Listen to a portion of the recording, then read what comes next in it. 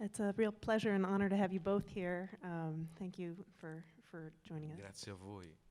Thank you. Thank you. I want to dive right in by asking about the origins of this film, the genesis, and the inspiration of the story, the screenplay, how you came to this story and what drew you to it. Sì, no, tutto è nato da un'immagine avuta per caso nel traffico, mentre ero fermo in macchina, vedo alla fermata dell'autobus due persone immobili, un signore anziano e una donna con la sindrome di Down, l'una a fianco dell'altra, e si tenevano per mano e mi hanno colpito. La sera stessa ripenso a questa immagine e comincio a farmi tutta una serie di domande. Dov'è la mamma? Chi sorregge chi? E da lì la voglia di approfondire, la curiosità, la consapevolezza che stavo entrando così in un territorio fino a quel momento sconosciuto. Va bene. It all started out by sheer coincidence. One day I was stuck in traffic in a car, and at a bus stop I saw two people that were very still sitting there. And it was an elderly gentleman, and right by him, next to him, a woman with Down syndrome. And they were close to each other, and they were holding each other's hand. And this image struck me. It stayed with me. I kept thinking about it at night, and I started asking myself a number of questions. First of all, where is the mother, and who is supporting who among the two of them, between the two of them? And starting from that, I decided I wanted to delve deeper into that. My curiosity started to want to wander, and that's how I realized that I was venturing into new territory. E a quel punto, niente, dovevo frequentare, ho voluto frequentare un'associazione attiva sul mio territorio a Firenze. Ho conosciuto molti adulti con la sindrome di Down, anziani, bambini, e questa frequentazione mi ha dato modo poi di sviluppare la storia, fino a una prima stesura della sceneggiatura. E a quel punto ho sentito proprio il bisogno di cercare Dafne e l'ho trovata in Romagna, ho trovato Carolina. E su Carolina ho come dire, sviluppato nuove stesure modellando la sceneggiatura su di lei.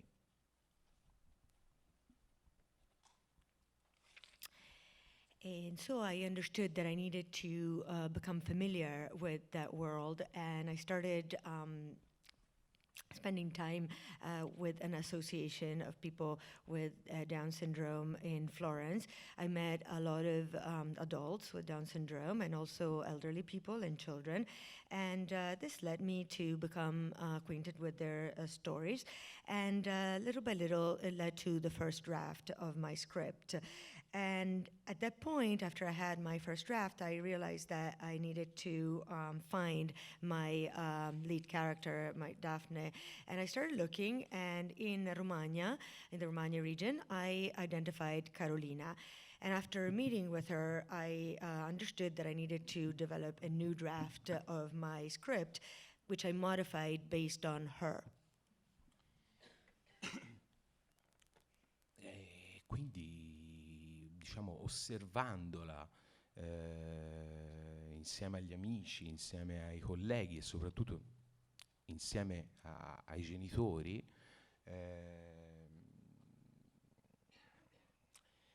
il personaggio di Dafne sicuramente si è evoluto, si è trasformato, si è rafforzato, ha acquistato in autenticità, in verità. Questa sceneggiatura poi Carolina non l'ha mai letta, le ho mai dato da leggere la sceneggiatura perché Carolina non è un'attrice, non doveva recitare, non era in grado di recitare, ma doveva agire senza pensare, altrimenti avresti sentito l'intenzione, no?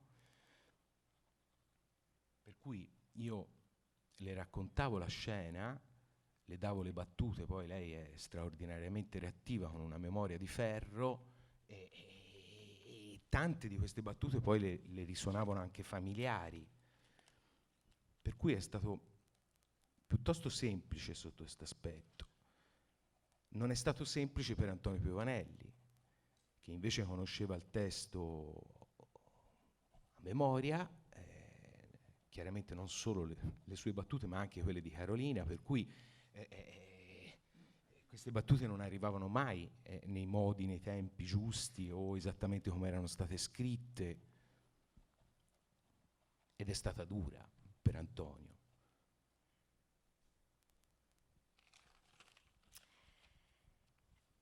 So I observed Carolina when she was hanging out with her friends, with her colleagues, and in particular with her parents. And therefore, Daphne's character evolved. It transformed itself. It became more and more refined, more authentic, and closer to the truth. And I never actually gave Carolina the script itself. She never read it.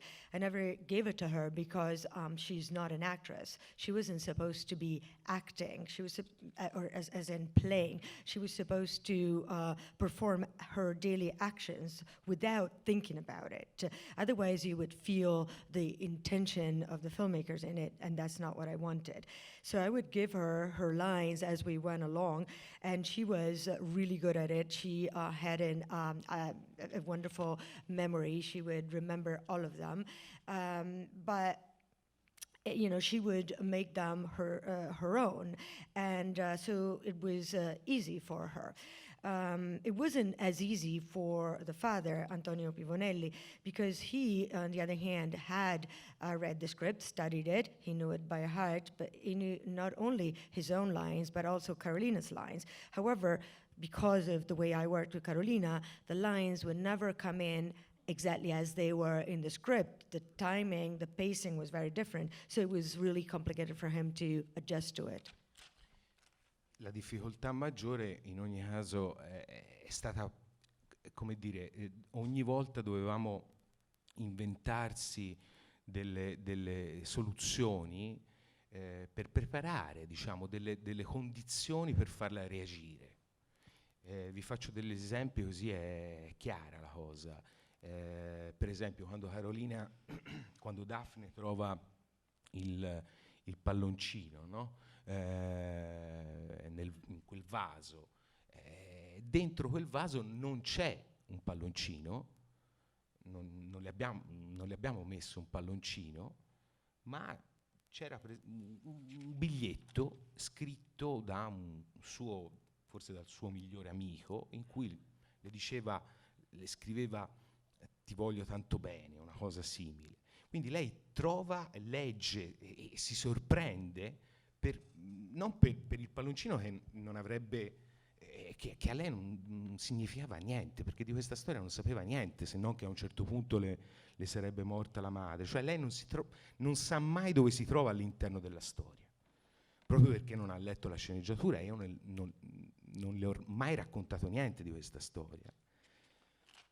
Oppure quando per esempio deve piangere in macchina, lì le ho messo a sorpresa una canzone che le ricordava il suo primo amore, la festa che le fanno al supermercato, è una festa a sorpresa, lei non sa dove entra aprendo quella porta, non sa chi trova, e quindi quella sorpresa è autentica.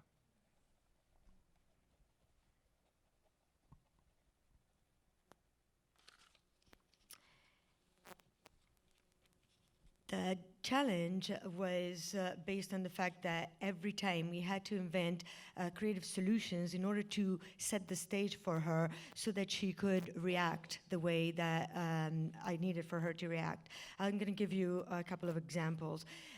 When Dafne finds the little inflatable balloon in a vase the first time, inside that vase, I didn't have the actual balloon because she hadn't read the script, so she didn't know what the balloon was and what the meaning of that would be. So what I put in it was a note that had been handwritten by a guy who was her best friend, and the note said something like, "I love you so much," and that's why she reads it and she's very surprised by it. But it's not about the balloon itself. She never knows where she is in the story. And likewise, when she is supposed to cry in the car, I put on a song which reminded her about her first love, and that's how it happened. Or yet again, for the supermarket scene, we had to walk into the supermarket, and it was a surprise party, and she didn't know that the party was going to happen, and she didn't know who she was going to find there. So the surprise we see in her face is authentic. Questo in breve, diciamo, come abbiamo lavorato. So this is, in a nutshell, the way we worked. I'm interested in the way the film looks and the sort of intimacy and immediacy that you achieve. I think as a result, in part of the handheld camera work and also the very particular role of music in the film, which is quite limited, but important. And I wonder if you could, since we have the DP here, if you could speak to both of those. A questo punto dopo... At this point, you have the floor, Piero. All right, so I'll take my chances of speaking English. Thank you, Federico, for having me here. You know, I like to be in front of the light and not behind the camera. So, well, the idea of this film was in some way to try to reflect in the images of what the life of Carolina in some way was after the death of the mother, and so was like a break in a life that was quite precise. You know, she goes to work, she is the same work for many years, she's used to a routine, and that routine is completely broken. And so the idea was to use an handheld camera that basically always is very close to her, always very close to the character, is never trying to be aesthetic, but it tried to be alive with the character, together with them, basically in the scene. Like, the idea is that the camera should have always felt like it was close to them. But then on the other hand, we chose to use some special lenses, generally things that are used in more, let's say, big movies. Definitely not an intimate portrait of a life like this movie. And there the idea was to, because the lenses are very old and not so perfect as we're used to see today, movies were super sharp, super clean, super visual. So the idea was to have a lens that was feeling like, was giving this feeling of imperfection in life, and that was the conceptual idea behind, and then we hopefully we got somewhere near that. Sì, sicuramente anche avevamo la necessità di avere una forma più semplice e immediata possibile. Cioè uno strumento al servizio della storia, per concentrarsi, almeno per quanto mi riguarda, il più possibile sull'essenza drammatica della scena, sui due attori, insomma, che per quanto mi riguarda appunto richiedevano molta concentrazione. E quindi è stato un lavoro anche a levare, a togliere, no? La soluzione più semplice, no? Dove ci mettiamo, no? Con la macchina da presa, nel punto più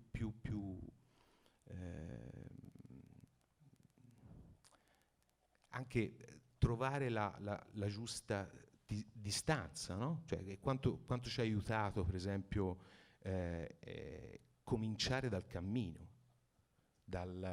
Abbiamo, diciamo, le riprese, la prima settimana di riprese in montagna, nel cammino, quindi non abbiamo seguito l'ordine cronologico della storia, E questo ci ha aiutato molto, almeno a me, a capire che tipo di approccio adottare.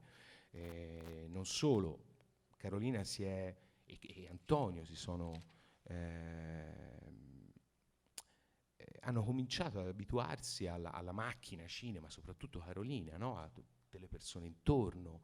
E poi lei, per esempio, è concentratissima sui passi, ha paura di cadere, no? E quindi concentrata proprio sui piedi, cioè concentrata a guardarsi i piedi, è stato tutto più semplice in un certo senso, perché le battute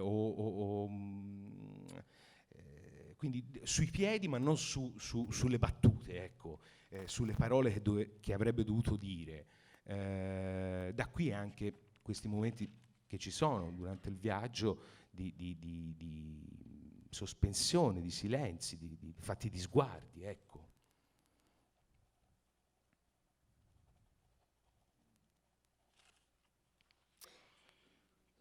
Definitely what we needed was to reach the simplest, the most immediate possible form. And the form needed to be a way to tell a story that needed to be as focused as possible. And for me, this was the way to get to the essence of the story I wanted to tell, and a way to really truly focus on the two lead characters, Carolina and Antonio. And so the most important part of my work was actually in terms of taking away, of removing elements as opposed to adding to it, and identifying the simplest solutions, starting from the big questions of where to place the camera, what point of view would be the most appropriate one, or in a way, identifying the right distance. And what really helped us out, I find, was starting off from the hiking part. The first couple of weeks were spent up in the mountains working on the hiking scenes. We did not shoot chronologically in terms of the movie, but this really helped us finding the right balance for Carolina and Antonio to get used to each other, and for them, and Carolina in particular, to get used to the way the mechanics of cinema works, having a crew all around all the time. She was very focused on her steps. She was terrified of falling. And so this, being outdoors and hiking made it easier in a way. And she was heavily focused on her feet and where to place them, and that distracted her from the challenge of the lines as such and on the words. So the moments of the trip part were based on, as opposed to words themselves, on silences, on looks, on gazes, which created this feeling of suspended time. I think I'd like to open it up to the audience, and I think we have time for just one or two questions. So if you'd like to raise your hand, we have a mic that is coming around. Yes, right there in the middle. Sure.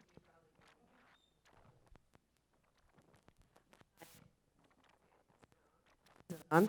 Yeah. I'm just curious if Carolina would ask you, why don't you just tell me the story? While you're, while you were either preparing for the film or even during the film.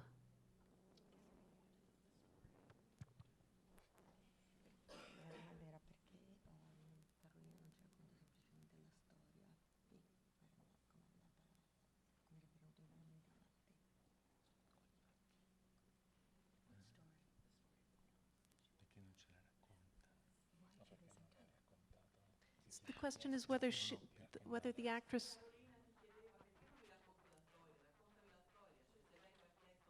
No, all'inizio era molto curiosa, poi però ha capito che sarebbe, cioè io ho cercato di spiegarglielo sapeva perché non gliele raccontavo, ecco, le cose che ho detto a voi le ho dette a lei, e quindi insomma si fidava.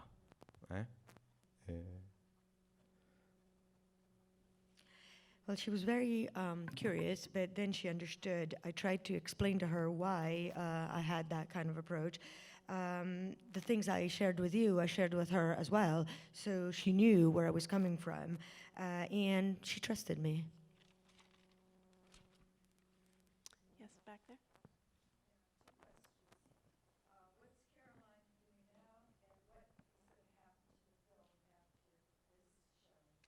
Che cosa sta facendo adesso Carolina e cosa succede al film, cioè dove andrà, cosa fa. Carolina lavora in un supermercato, esattamente come avete visto nel film.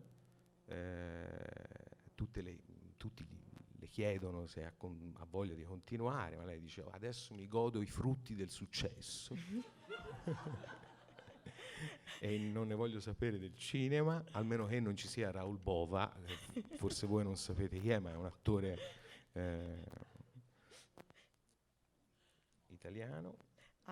Carolina actually works in a supermarket, just like you saw in the movie, and she's back to it. And everybody asks her, so what do you want to do now? Do you want to be an actress?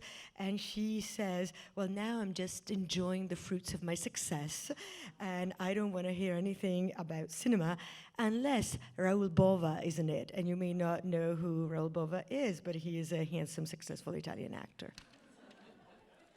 E il film è uscito alla fine di marzo in Italia, è ancora nelle sale, adesso cominceranno dopo Berlino, insomma, tutta la trafila di festival internazionali, è stato già venduto in tanti paesi e vediamo, insomma, tanto speriamo, ecco, che oltre l'Australia, la Nuova Zelanda, la Cina, il Giappone, anche gli Stati Uniti apprezzino questo lavoro. E che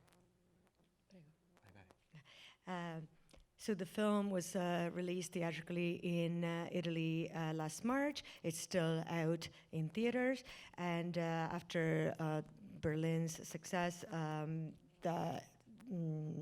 the festival circuit internationally is going ahead quite well, and it was sold in a lot of countries, and let's see what happens. We certainly hope that after being sold in Australia, New Zealand, in China, in Japan, it will be sold and successful also in the United States. Let's see how that goes. Well, thank you. I think that's all the time we have, so please join me one more time in thanking our guests. Thank you very much.